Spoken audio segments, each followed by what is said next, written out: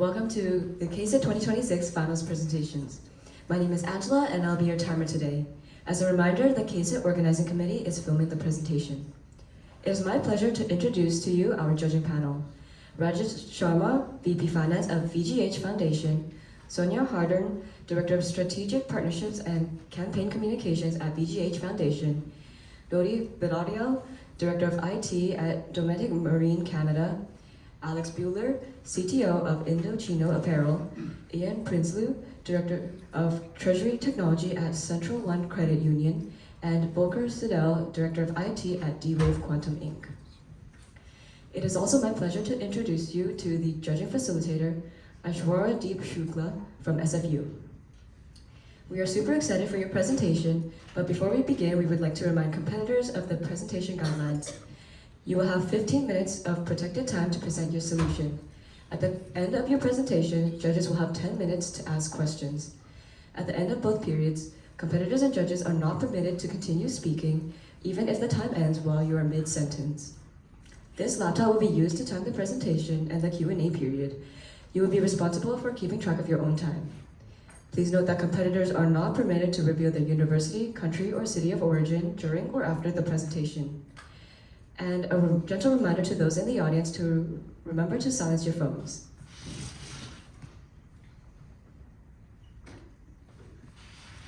Thank you, and we wish you the best. The timer starts when you start speaking. Have you ever been late to a very important event? The last thing you want in that situation is to be stuck in traffic.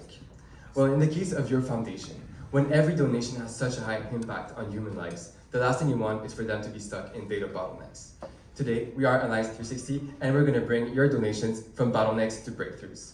So our team is made of Benjamin, Anne-Sophie, Justin, and myself, Michael, and we're here to answer the mandate that was to identify opportunities to reduce inefficiencies with an interim solution within the foundation's operational context. And to answer this mandate, we gave ourselves 3 key questions. The first one being, what are the current organizational pain points? Then, what organizational factors influence potential IT improvements? And finally, how can short-term improvements be aligned with long-term objectives? And we came with the strategy Smart Pulse that will bring you amazing impacts, such as creating cash flows equivalent to 45 cancer treatments. Now, let us walk you through our thought process so that we can better understand our strategy. First of all, we wanted to take a look at the request submission workflow that you have as of right now. As you can see, there is 2 main pain points. The first one being that at the moment there is only one person that is responsible for the feasibility, and second one, there is only one person that can access the fund. So that brings us to a first insight, that is, we need to have more authorizer to be able to see in real time the fund. This is our first insight that we'll have to take into account when doing our strategy. So when we assessed this mandate, our goal was to identify what data we can leverage for future technological improvements. And we identified that PeopleSoft is the real pain point here. Because of external governance, we cannot have third-party integrations or real-time data in our interim solution. Therefore, we need to really leverage the data that is in the CRM and in the current data warehouse. However, CRM data won't go far by itself, so we really need to leverage the PeopleSoft data that is currently in the data warehouse. And actually, we think that we could do so. Actually, by optimizing your current processes, such as the one Anne-Sophie just told you about, we think that we could create live funds balance data in your data warehouse. And now that we know that we can have valuable insights into this data, let's see what further potential improvements we can have. So we identified fund management software such as strategies like FundMiner that you considered. We have AI augmented analytics, and we also have Salesforce AI integrations. And as you can see here, there is a clear winner. AI augmented analytics provide the highest short-term and long-term value while being very easy to implement. So this brings us to our second insight, that the foundation needs a solution that is really built on low integration AI analytics tools. I was very eager to talk to you about the bread and butter of your foundation, your donors. The donors from tomorrow are not the same as the one from yesterday. They need 3 key aspects, the first one being personal connection. Indeed, we can see that donors with personal connections are 4 times more likely to give when they are being acknowledged. After, we can see that collaborating planning is so important that for them, they want to feel like they are part of the process. They don't want to feel like check writers at the end of the day. And finally, you need to have ongoing communication with your donors because 53% are willing to stop giving when they feel uninformed. This leads us to our third and final insight, leading you to your long-term objective, which is that donors want to feel seen, heard, and informed in order to deliver an experience that requires timely insight, personalization, and meaningful engagement. So now that we answered our 3 key questions, it's time to present to you our amazing strategy, Smart Pulse. Smart Pulse is based on 2 main pillars. Optimization. We're going to go and optimize your current expense request process and create real-time funds balance data into this data warehouse. Then, we're going to leverage this data with AI analytics tools that will create real insights into your financials and your donors' informations. So without further ado, let's start with the implementation of the first pillar, Smart Pulse Optimization. The idea here is that we wanted a strategy that was easy to implement, rapid to implement, and cost efficient. And why not use tools that you already have from your Microsoft 365 environment? You already have access to it, so you will leverage the tools that are already ready to use. One of the most important ones is Power Automate. Power Automate is basically an easy, user-friendly platform that enables you to automate the workflow into your enterprise and also make some links throughout all of the Microsoft 365 tools. The idea here is to take Power Automate and to automate your request submission workflow, but you have to keep in mind that while the workflow will be on our side, we still keep PHSA responsible for any financial activities, so we do not separate from them. But now let's talk about the interesting part. What will be the new end-to-end workflow for the automated submission? The first step, of course, is the request submission. We're going to put in place an easy standardized form that people are going to put all of the important information, such as the amount they want to ask and the fund number. Now, automatically, you will be able to see the balance in the fund and see if there is enough money. Now you may ask, how are we going to have the live amount if we don't have any real-time automation with our data, integration, with our data? Well, you already have access to your revenue through your CRM, and with the new standardized form, you will be able to have a look on the request, and you know that once a request is approved, you know that the request will become an expenses. So with that, you will be able to calculate your current balance. Now, based on that, there is 2 ways that it can go. The first one being, well, the request is denied because there's not enough fund in it. And that's an important data that we're going to leverage in our second pillar. Now, what happens if the fund is enough? We will send automatically to the signatories the approval form to make sure that they sign in the most efficient way. We need to make sure that they sign well and that they sign rapidly. So we could also make some automated outlook, so some emails to remind them to sign to make sure that we have an efficient workflow. And finally, of course, when they will approve the signature, we will make sure to put all of the information into PeopleSoft. And the last step, we'll still have a monthly reconciliation, which you already do through your monthly statement, so just to make sure that we didn't miss any statement requests. So what are the key impacts from this strategy? Well, first of all, you're going to take your delayed visibility from 4 to 6 weeks to real-time visibility on your fund balance, which is really going to improve your expense request process. Secondly, you're also going to save a lot on administrative burden. Now, it's all a centralized process. It's clear for end users. And thirdly, we're going to have standardized submissions and also immediate tracking on that data. And this is really based on 2 main success stories. So first one being in the medical industry, where they really leveraged Power BI to really improve their processes. And then secondly, in the insurance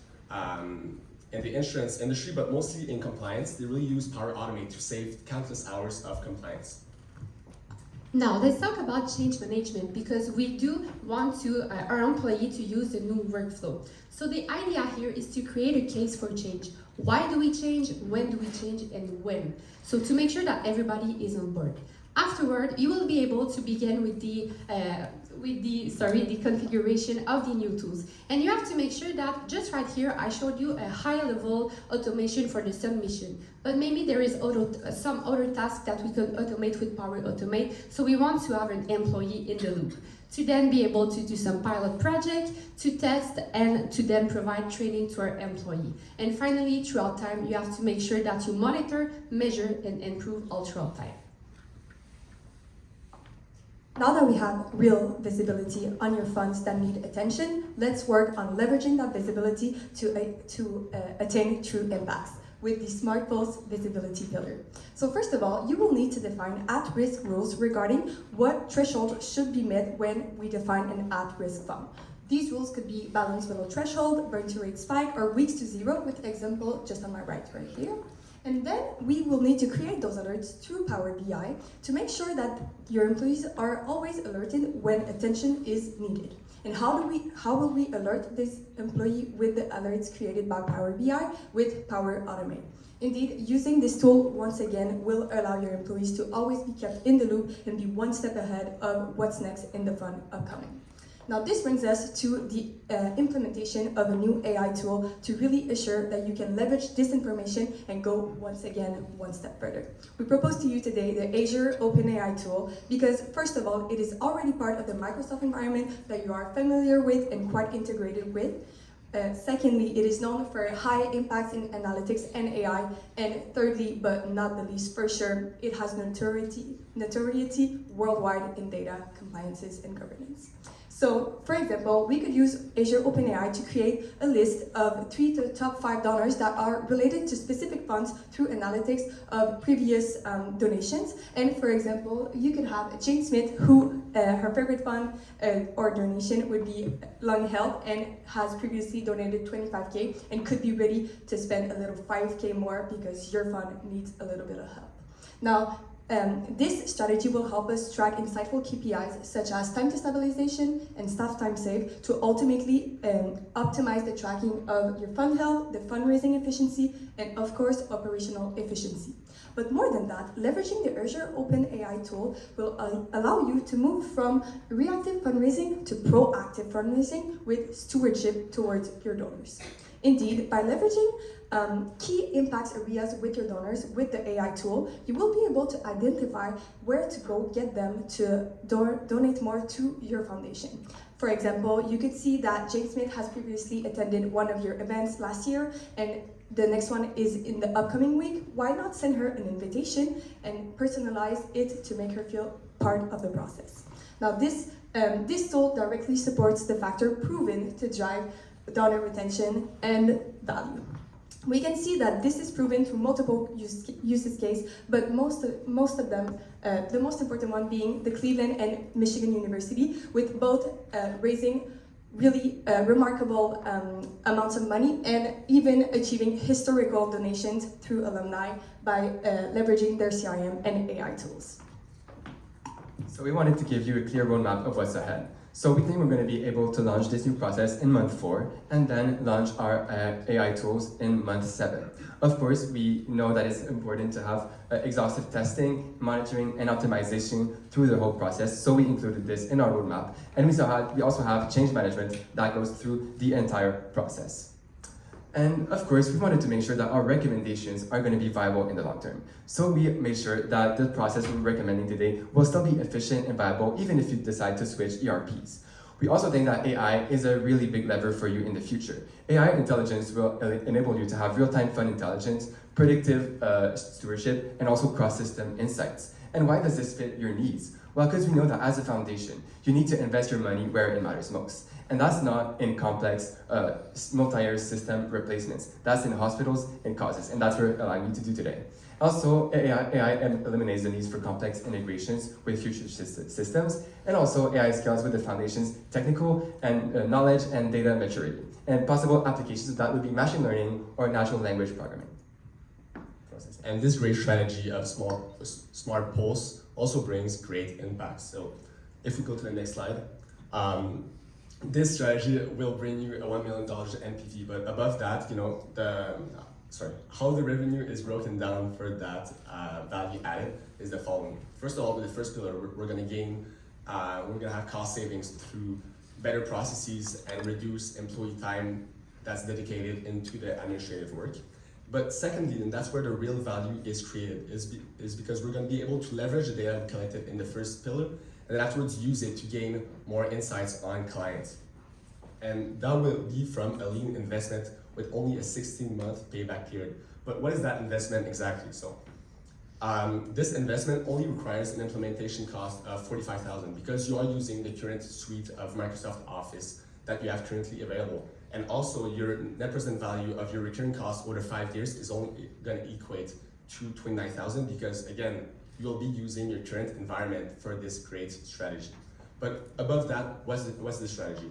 It's one single solution that will bring you $1.5 million of cash flows in the next 5 years. That represents helping 45 cancer patients through their treatment and through their most vulnerable year, while still helping you to leverage the future. Now, all good strategy come with some risk, and one major risk that we identify is data compliance. We're working with the government bodies, so all throughout the strategy we make sure that we're compliant, but all throughout the implementation and all throughout times we have to make sure that we keep on track with any other compliance requirements. A second risk will be maybe some appreciation from PHSE side. So we have to make sure that we discuss with them and that we showcase why do we need to change. We could also implement a secure only C portal to make sure that we are compliant. So with Smart Pulse, your data won't be stuck in bottlenecks anymore. You will be able to quickly and easily solve your current inefficiencies. You will be able to see more, know more, and do more. We are Alliance 360 and we're ready for your questions. Thank you.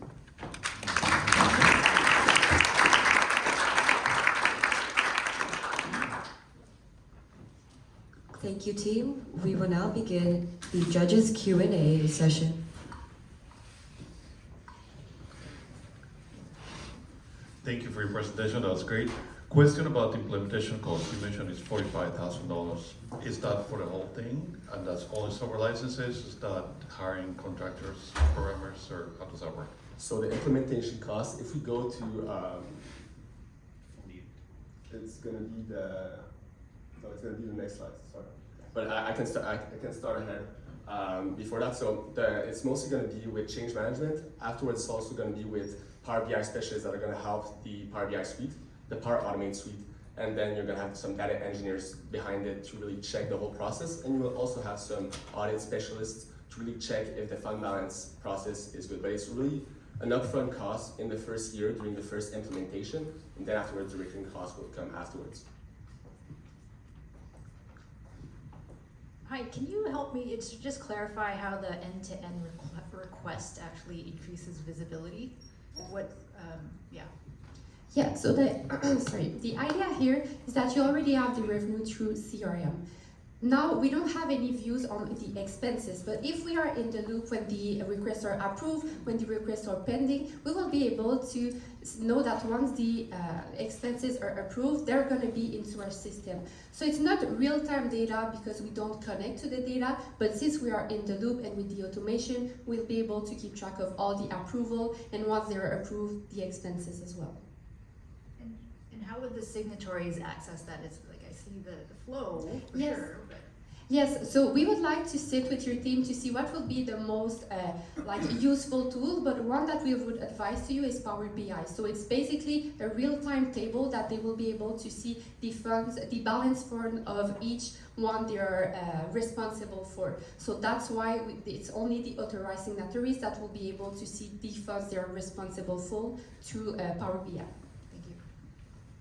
Yeah, my question is similar, and maybe you can help. So we're not using a sync point of the balance in your solution. You're going to the warehouse. We know the warehouse is 4 to 6 weeks delayed on some data points. We see the revenues, as you say, and we see the expenses, but we don't know where we are at any point in time. And I'm struggling with that in your solution, so help me anchor. Yeah, so at the moment the requester will submit the form, the standardized form. We will keep track of all this data. So, and we will also be in the loop when the signatories will sign. So when the signatories sign, you know that it is approved, and therefore it will become an expense. So that is how we will keep a track of all the request submission. part that's missing for me is the cumulative value of the fund over the time to now. So essentially, with the CRM with Salesforce, you already have the revenue coming in, as you mentioned. And now what was lacking is the real-time visibility on the expenses to calculate the fund balance. So with the target of really seeing insight on the fund balance, if we have the revenue, the expenses, and some the audit specialists that are able to really calculate that in real time, we're going to be able to take decisions quickly because we have real-time fund balance. Does that answer your question, or I can maybe go in? I see the heuristic that you're using to get to the conclusion, but I see an audit and compliance inefficiency there. Yeah, so essentially that's why we're still keeping the PeopleSoft software in the loop. So every 4 to 6 weeks, even though it's delayed, we're going to be able to track how, like, benchmark from the audited monthly report and see where we were at. And we're also going to have like some sensitivity and some risk management with that to never run out of fund. But yeah, so we're still going to benchmark with the monthly balances that are going to be calculated, but it's going to be an estimate all the time, and then afterwards we're going to rebalance it with the monthly statement. That makes sense. Yeah, thank you, that makes sense. Thank you for your presentation. A couple of questions. First one, you talked a lot about data. Have you taken into account data governance or the quality issue? Like, and if there are, I am from the foundation, I can tell you there are some issues there. How would you deal with that? How would you address that? How would you make sure that is being managed? Yes, of course. So this is one of the questions we asked ourselves during our resolution, and it is entirely what drove us to Azure OpenAI and the Microsoft Suite. So the main three compliances that took us our consideration, are first of all the FIPA, so the enterprise grade data compliances with privacy. The alignment with CRA regarding requirements for charitable causes, so like to see really where the money is going. So for example, if a donor really wants only to invest in lung health, when you need to track that and make sure that it is for sure. So with that, with our new tool, you will be able to do that even better.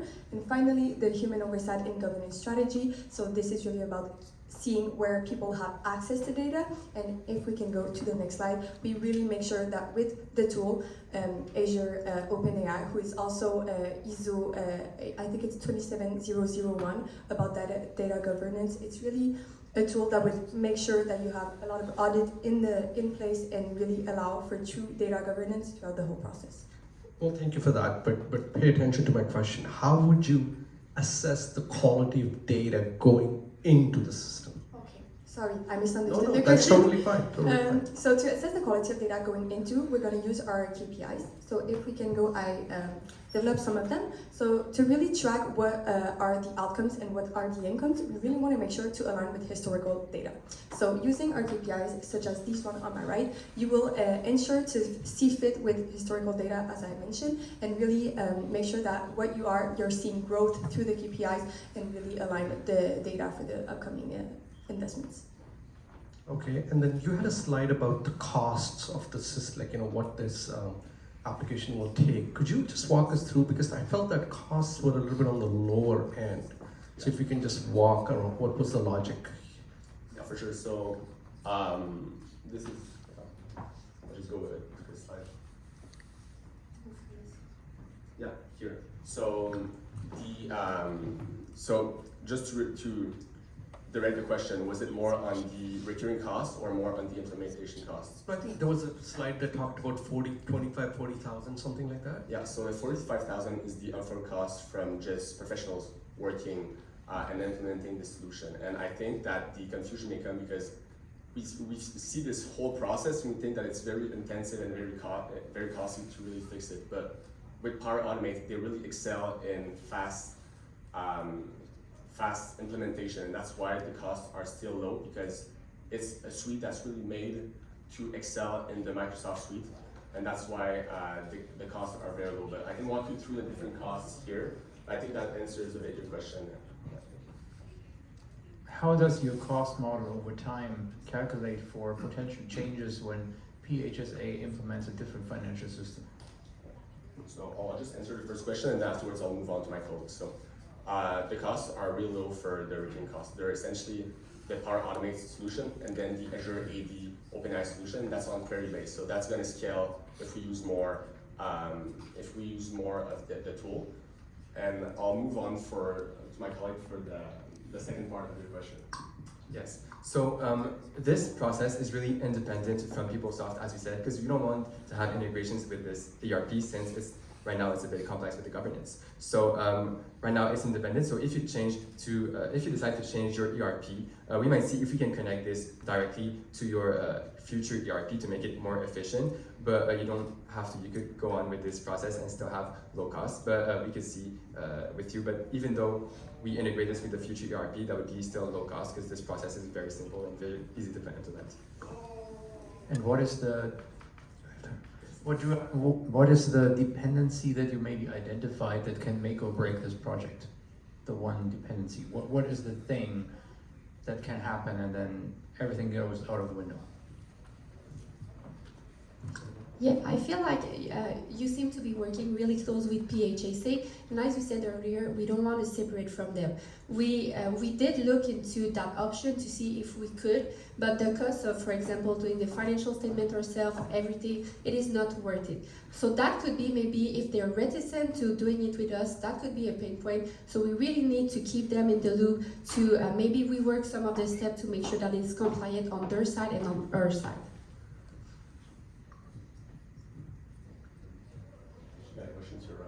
Quick one. Quick question. Question is, what if you have a fallback plan in case you're not able to work with the PHSA compliance?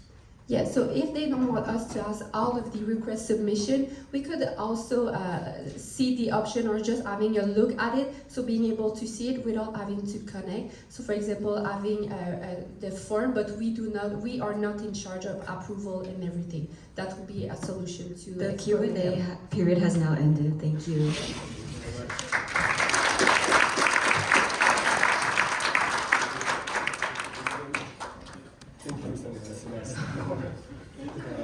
Competitors, at this time, please exit through the doors on your left and feel free to join in the audience in the back. We'll begin the final presentation shortly. Judges, you may use this time before the next presentation to individually deliberate.